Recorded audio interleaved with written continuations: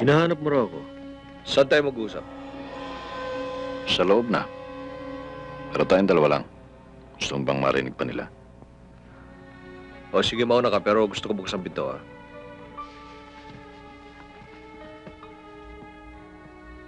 Mahirap talaga mayaman eh, no? Natatakot mamatay. Sa bagay, ang pera, madali lang kitain eh. Pero ang buhay, isa lang yan eh. Ang totoo niyan, di ko malaman kung anong gagawin ko sa'yo eh. Gano'ng katagal na ba kayo ng asawa ko? Isa, dalawa, tatlo, apat na buwan? David, baka naman nagkakam... Buntis na yung asawa ko eh. Umamin eh. Bibilugin mo pa ulo ko. Paano gagawin natin sa bata? Ilalagay ko sa pangalan ko. Pindeho na ako, gagawin pa akong... Kausapin ko kaya asawa mo. Baka gusto niya maging ninang ng anak mo. David, hindi tama yung ginagawa mo. Huwag mo idadamay dito, asawa ko, ha? Asawa ko, pinakailaman mo eh. Kakausapin ko lang asawa mo eh.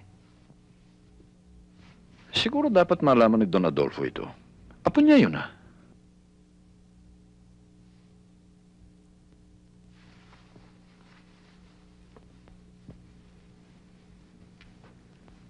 May remedyo ito eh. Ano ba talaga mabuti? Alam mo, kanina gusto kitang patayin eh. Pero naawa ako sa bata. Lalabas walang ama. Pero kung sa bagay, kung kapareho mo rin magiging ama eh. Pareho rin. 1,000,000. Wala kang maririnig sa akin. Hindi mo ako makikita. Yung bata, lagay sa pangalan ko. Yung asawa ko, sa'yo na. 1,000,000? Oh, 1,000,000. Kalahating taon lang, kikitain mo yun ah. Magkano ba halaga sa'yo ng pangalan mo? Asawa mo? Mga anak mo? Ano ito, blackmail? Bahala ka kung ano gusto mo. Basta sa akin, pareho yan, negosyo. Nangutang ka, pangalan ko. Nakinabang ka, asawa ko. Magbayad ka. Malaking pera yan, ha? Baka pwedeng pag-usapan. Ba't ano ba asawa ko? Isda sa palengke? 1,000,000. Ano ba talagang kailangan niya at hindi niya masabi? Nangungutang yung tao, eh. Sa'yo? Oo. 10 oras ng gabi? Oo, mahigpit ang pangangailangan, eh. Iba rin siya. Siya na may kailangan, ikaw pa pinapunta. Bakit hindi siya dun sa biyanan niya lumapit? Bakit hindi siya ang tanungin mo? Talagang tatanungin ko. O sige, pakialaman mo. Ikaw magpatakbo ng lahat, ha? Eh, hindi ba ganun naman talaga? Ako may hawak ng pera, di sa akin siya dapat lumapit. Ano malay niya? Dapat alam niya. Tsaka teka nga pala, bakit ba sa hotel pa kayo nag-uusap? Baka kung ano na yan. Bakit? Siya mo pinag-uusapan ng negosyo? Akala ko ba nangungutang? Nangungutang nga, eh may porsyento. Ano bang tawag doon? Di ba negosyo? Eh, ano naman kaya ibabayad niya kung sakasakali, ano? Eh, sakay lang siya. Yung asawa niya? Sinabi ko bang pautangin ko siya? Sige. Pautangin mo. Basta ba, sagot ng matanda eh. Kamusta, Rachel? Kanina pa namin hinihintay ang tawag mo. Falcon, anong ginawa mo kila Itay? Ikaw naman, Rachel, oh. Nagagalit ka agad eh. Inimbita lang namin sila dito para magkausap-usap tayo. Ikaw na nga lang hinihintay namin eh.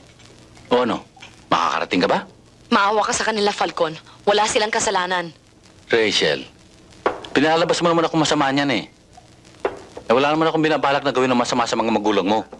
Gusto ka lang namin makausap. O paano? Makakarating ka ba? Pakawalan mo na sila, Falcon. Kakausapin ko si Edmundo, makikiusap ako sa kanya. Alam kong mahal niya pa rin ako. Pumunta ka lang dito. Dito lang tayo mag-usap. Gusto kong makausap ang inay. Para mo ng awa, Falcon. Yun lang pala eh. Psst.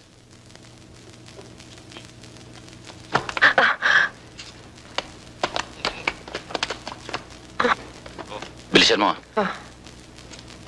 Hello? Rachel, anak. Inay, sinaktan ba nila kayo? Inay, patawarin niyo ako. Sabihin niyo sa Itay na patawarin niya ako. Anak, ihintayin ka namin. Mag-iingat ka, ha? Oo, Inay. Huwag ho kayo mag-alala, gagawa ho ko ng paraan. Sina Gigi ho nasaan? Nasa probinsya, buti na lang wala sila sa bahay. Sige ho, Inay. Gagawa ho ko ng paraan. Kakausapin ko si Edmundo para pakawalan na kayo. Tama na, tama na. Nay? O ano, Rachel? Maliwanag ba? Ha? Huwag ka masyado magtatagalat ba? Masyado ako nagiging mainipin itong mga araw na to eh. Magsumbong na lang kaya tayo sa pulis. Baka mapahamak sila Itay eh. Eh kung magsumbong kaya tayo sa kampo nila Morales, sigurado poprotektahan nila tayo dahil kalaban nila si Mayor Guatlo, di ba? Pare-pareho lang sila. Ang iisipin lang nila ang sarili nilang interes. Gagamitin nila tayo.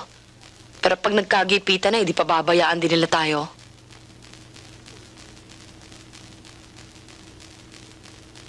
Alam ko na. May I help you? Gusto ko makausap si Divina. Busy pa ho siya eh. Busy. The Divina! contract should be... Excuse me, sir. Sorry ho, ma'am. Hindi ko ho siya pinapatuloy pero bigla ho siyang pumasok eh. Could you excuse us, gentlemen?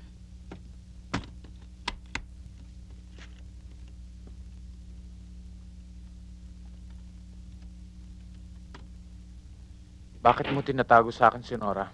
Wala kang pakialam kahit anong gawin ko sa kapatid Sagutin mo, tinatanong ko. Bakit mo siya tinatago sa akin? May sakit si Nora. Sino niloloko mo? Wala. Dahil nagsasabi ako ng totoo. May sakit siya, na aksidente siya, tulala siya. Trauma, amnesia. Kaya hindi siya pwedeng kausapin. Ngayon, kung ayaw mong maniwala, wala akong magagawa. Wala na tayong pag-uusapan pa, kaya pwede ka nang umalis. You don't tell me when to leave. Ano ginagawa ni Oscar Fernandez sa inyong bahay? Gusto mo lang akong paghigantihan, ano? Kinagamit mo pa ang ibang tao? Wala ka nang pakialam dun. Ako ang may-ari ng bahay na yun at ang taong gusto kong papasukin ang makakapasok. Sapagkat gusto kong kapatid mo. Hindi mo ako pinapasok, ganun ba? Bakit ka ganun? Napakasama mo, Divina. Ikaw ang masama. You used me. At ako? Anong ginawa mo sa akin? Gusto mo lang tapakan si Nora. Kaya sinangkalan mo ko. Lahat halos nasa ina. Kapangyarihan, kayamanan, talino. Pero hindi mo matanggap. Natalo ka ng kapatid mo. Masakit, Divina. Hindi ba?